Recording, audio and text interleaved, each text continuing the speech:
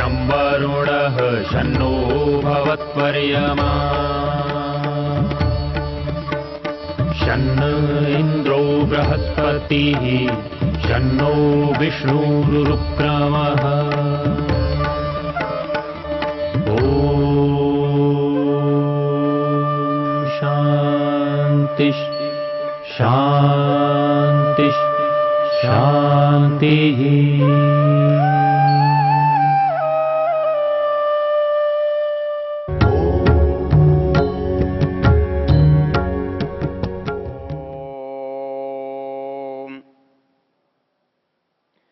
ये वेद ज्ञान की चर्चा का प्रसंग है और इसमें हम ऋग्वेद के 10वें मंडल के 71वें सूक्त पर विचार कर रहे हैं।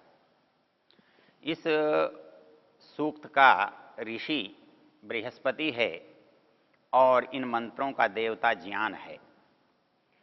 हम जिस मंत्र की चर्चा करने जा रहे हैं वो मंत्र है इमेय नार्वांग न परश्चरन्ति न ब्राह्मणासो न सुते करासः तयेते वाचम अभिपद्य पापया सीरिस्तंत्रम तन्वते अप्रजज्ञया।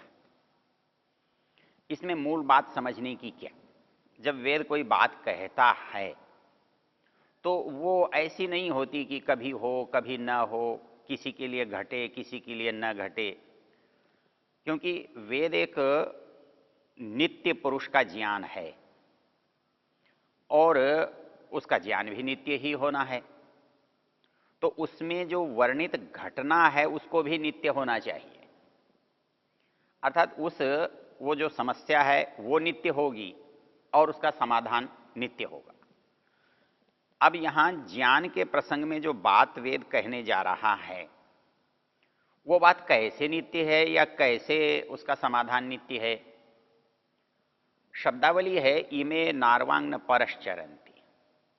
इसका मतलब दुनिया में सदा से ही दो तरह के लोग हैं, रहे हैं, रहेंगे। और ये दोनों तरह के लोग ऐसे नहीं हैं कि बहुत ही भले हैं। तो भले हैं तो वेद भलों के लिए क्यों कहता, नहीं कहता बुरों के लिए क्यों कहता है? क्योंकि भले और बुरे का जो झगड़ा है यह सापेक्ष है। ऋषि दयानंद कहते हैं कि दुनिया में ऐसा कोई दिन नहीं आएगा जब केवल धर्म होगा या केवल अधर्म होगा।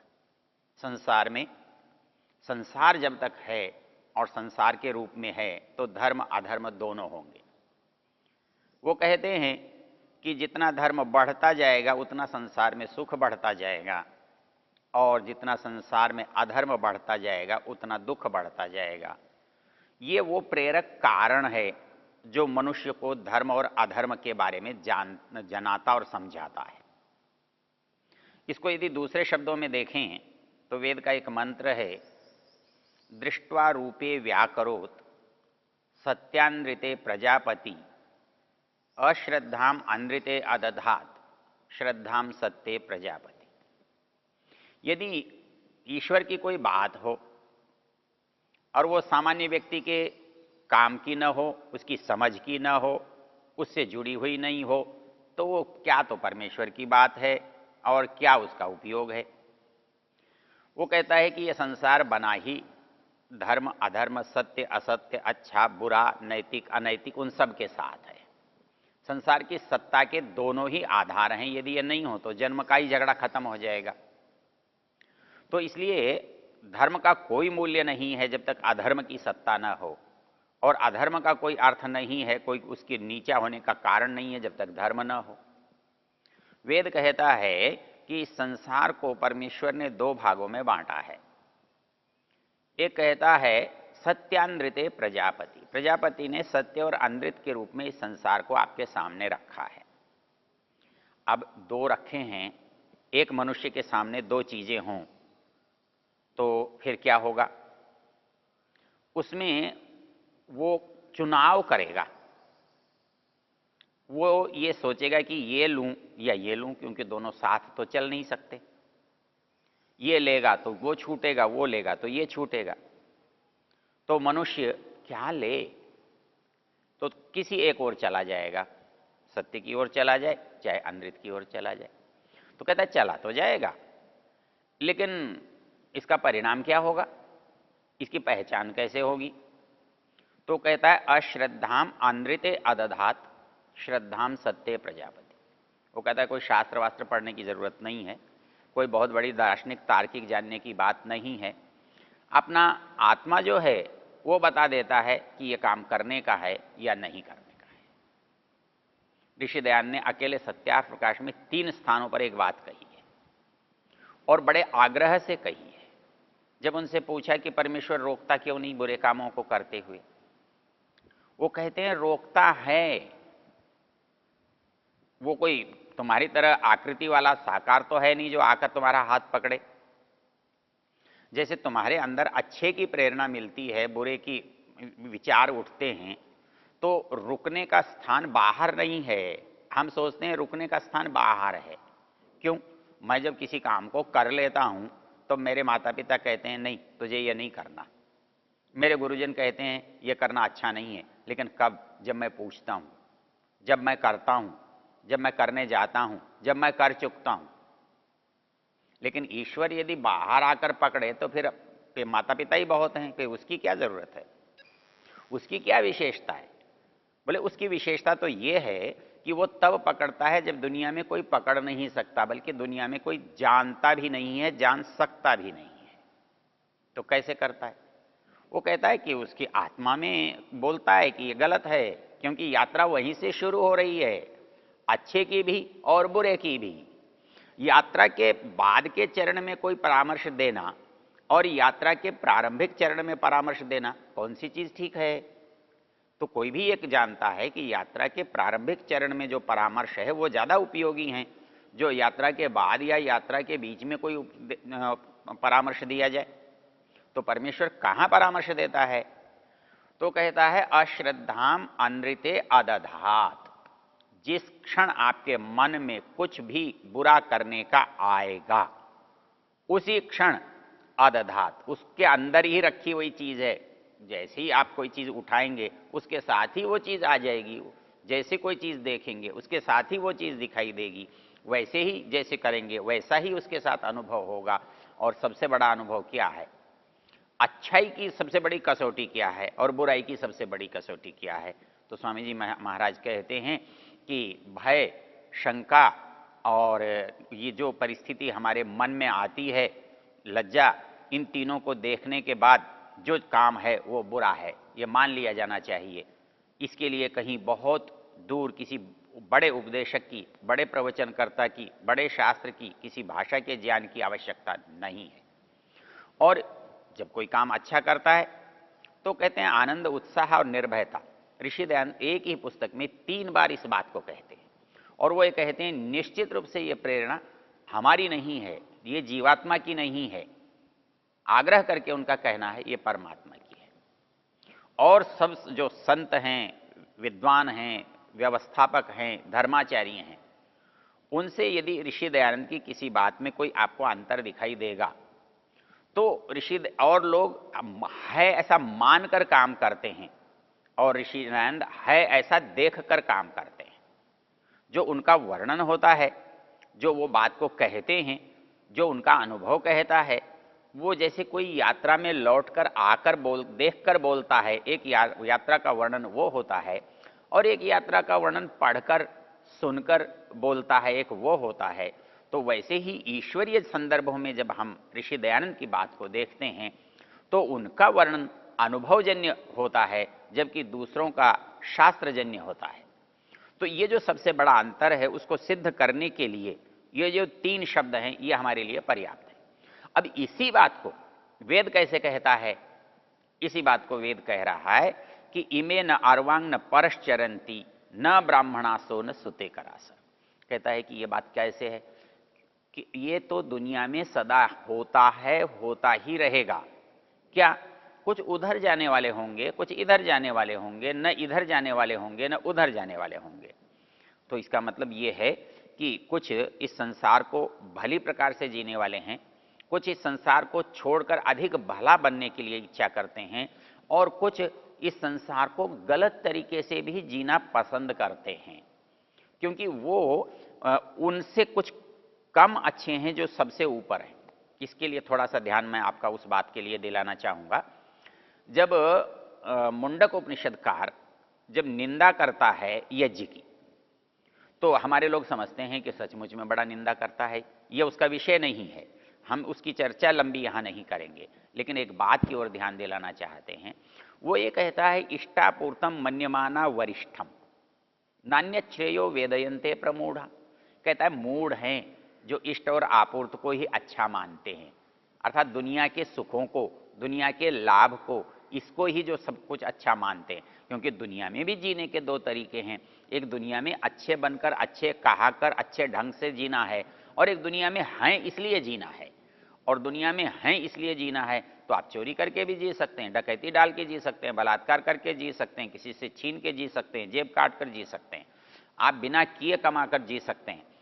लेकिन एक जीने का आपका तरीका है, आप बहुत व्यवस्था से जी सकते हैं, दूसरों को जिलाकर जी सकते हैं, दूसरों को देकर जी सकते हैं, परोपकार करके जी सकते हैं, हवन करके जी सकते हैं, खेती करके जी सकते हैं, श्रम करके जी सकते हैं। तो अब ये कहता है कि ये दोनों से भी कोई परे है। बोले हाँ, तीसरा परे है। यदि मुंडकोपनिषद के शब्दों में समझे ना, तो उसका नाम है वेदांत विज्ञान सुनिश्चितार्थात संन्यास योगात यतयः पौतदक्षा। वो कहता है कि वो हैं जो इष्ट और आपूर्त से ऊंचे उठ गए हैं, जो वेदांत के विज्ञान को जान चुके हैं, जिनके लिए ये संसार व्यर्थ हो चुका है। संन्यास योगात, जो संन्यास और योग के कारण से वो दक्ष हो चुके हैं, पवित्र हो चुके हैं, उनकी बात और है। तो यहाँ मंत्र क्या कह रहा है? मंत्र ये कह रहा है ये में न अर्वांग न परश्चरंती। ये कहता है न तो ये दुनियादार हैं, न ये भले सांसारिक जीव हैं, न भले ही ये आध्यात्म पथ के पथिक हैं। तो यहाँ जो वो जो दो अच्छे हैं वो इन दोनों में नहीं हैं, ये कहना चाहता है। ये में नार्वांग न परश्चरंती। और उसको दूसरे शब्दों में यदि उनकी क्रियाओं से, उनके गुणों से पहचाना जाए तो उन्हें क्या कहेंगे? तो कहता है न ब्राह्मणास न सुते करास, न तो वह ज्ञानी हैं, न आध्यात्म हैं, न तो आत्मा के अनुयायी हैं, न परमात्मा के उपासक हैं, और न संसार की उपासना करने वाले वैज्ञानिक हैं, ज्ञानवान हैं, कर्मठ हैं। तो कहता है न ब्राह्मणासो न सुते करास, वो न ब्राह्मण हैं और न मुक्ति के मार्ग के पथिक हैं। अब इस बात को हम जब समझना चाहते हैं तो मनु की एक बड़ी सुंदर पंक्ति आती है। वो कहते हैं कि जब हम कोई चीज़ को समझना चाहते हैं तो कैसे समझें? बोले हो सकता है कोई समझाने वाला हो, वो समझाने वाले का स्तर अलग अलग होता है। कोई हमें ग्रंथ हो, कोई अनुभव हो, उससे हो सकता है। हमारे अंदर कोई प्रेरणा हो, वो हो सकता है। अर्थात जैसे हमारे जानने के साधन या उपाय हैं, वैसे ही हमारे पास मतलब जो अनुभव आता है वो भी इसी तरह से आ सकता है। तो कैसे आ सकता है? वो ये कहते हैं कि वेदः, पहले तो वेद हमारे लिए प्रमाणभूत हैं, और उसके बाद जो शास्त्र हैं वो हमारे लिए प्रमाणभूत हैं। तीसरा समाज हमारे लिए प्रमाणभूत है, और चौथा हम अपने आप अपने लिए प्रमाणभूत हैं। अर्थात मेरा जो आत्मा क्या कहता है ये मेरी अंतिम और कसौटी, अपनी कसौटी है।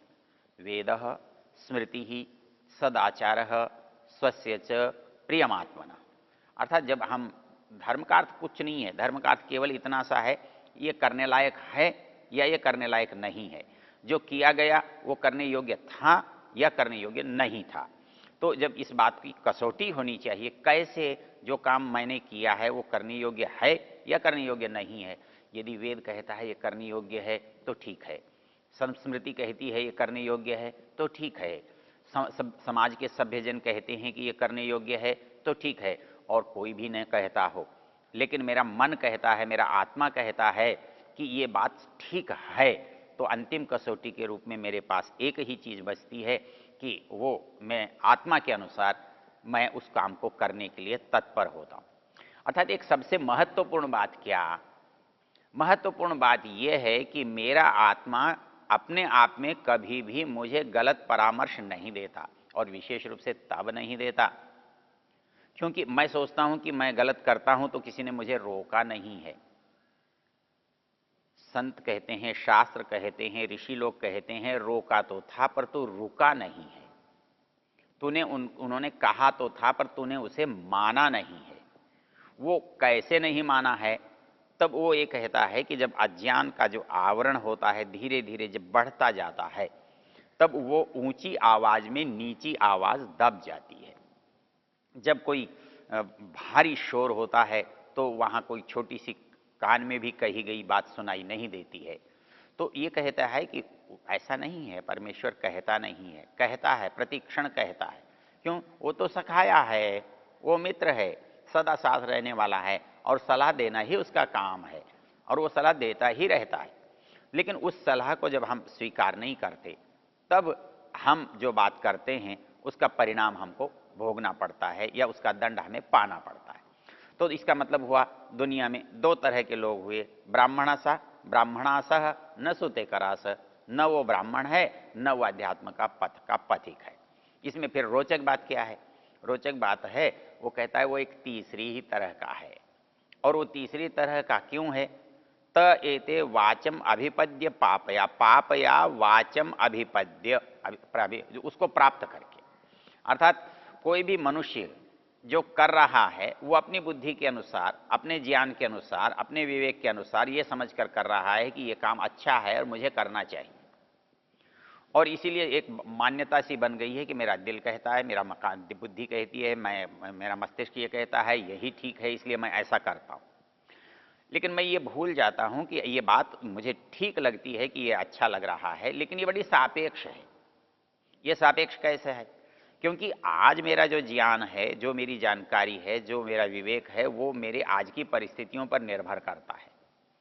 और 10 दिन बाद, 10 साल बाद जब मैं उन्हीं परिस्थितियों में दोबारा आता हूं, तो वो ज्ञान मुझे वैसा नहीं अपेक्षित लगता, अच्छा नहीं लगता, चाहा हुआ नहीं लगता जो मैंने 10 साल पहले किया था। आज मेरा ज्ञान बदल जाता है। तो इसका मतलब क्या हुआ कि वो ज्ञान कम था या अधूरा था या गलत था, जिसके कारण से मैंने आज इस दूसरे को अच्छा समझा। एक उदाहरण, मैं लगभग 84 में सिंगापुर जाने का मुझे अवसर मिला। वहाँ एक बड़े व्यापारी थे, उनका नाम कुमरा था। उन्होंने एक बहुत सुंदर बात मेरे से कही थी। उन्होंने कहा था, देखो शास्त्री जी, मैं ये दावा तो नहीं करता कि मैंने सदा अच्छा ही किया है, मैंने सदा सही ही किया है और मैंने जो किया है वो कभी गलत नहीं हुआ है। बोले ऐसा निश्चित हुआ है कि जिसको मैंने आज किया है उसको 10 दिन बाद, 10 साल बाद मुझे ऐसा लगा कि ये गलत हो गया है। लेकिन क्या वो मैंने सचमुच में गलत किया है? वो कहने लगे नहीं, मेरे साथ उसकी एक बहुत अच्छी बात और अच्छा पक्ष ये है कि उस दिन उससे अच्छा मैं कर ही नहीं सकता था। मेरी जो जानकारी थी, मेरे जो अनुभव था, मेरे पास जो साधन थे, मेरे पास जो विवेक था, उस दिन सबसे अच्छा था, इसलिए मैंने उससे ही काम किया है। लेकिन उस दिन मैं दूसरा नहीं कर सकता था, इसलिए आज गलत होने पर भी मेरे मन में कोई पश्चाताप नहीं है। तो ये जो स्थिति है हमारी, वेद कहता है कि ये बात निरंतर है, उसे समझ कर करेंगे और स्तर को समझेंगे तो हम गलत नहीं होंगे।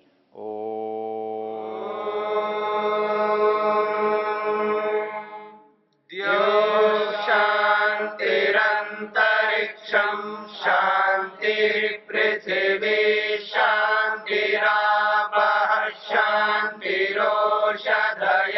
शांतिः वनस्पतयः शांतिर्विश्वे देवा शांतिर्ब्रह्म शांति सर्वं शांति शांतिरेव शांति शांति